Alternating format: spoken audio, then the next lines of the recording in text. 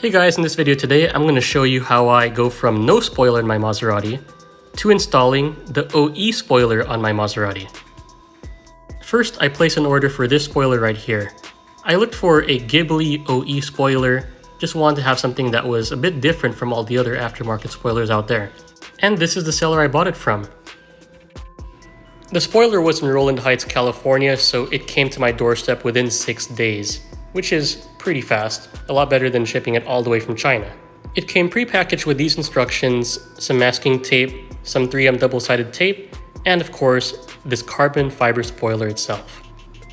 Looking at the grains up close, it does look really nice. It even has that glossy finish, which makes it look a lot better than just a standard matte one or just a standard matte primed one. So before you proceed, you want to make sure your car is clean.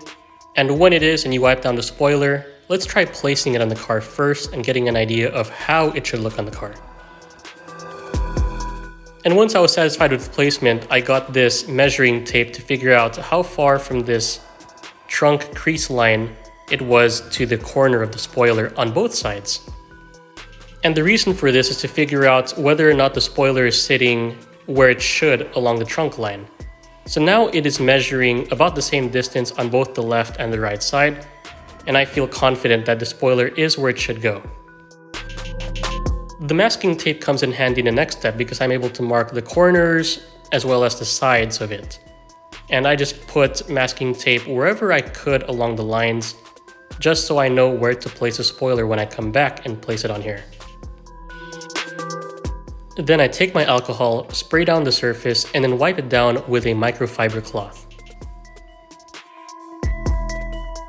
I also did the same thing to the underside of the carbon fiber spoiler as well.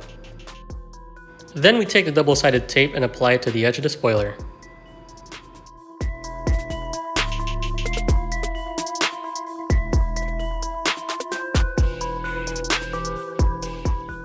We will let the spoiler bake with the 3M side up just so we can warm up the surface and the tape. Then we'll practice placing the spoiler on the car first to make sure we have all the markings correct. Peel back just some of the tape and then the edges of the rest of the tape.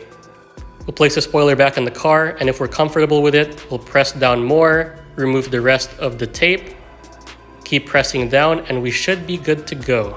The spoiler is now all set, and we're ready to remove the masking tape.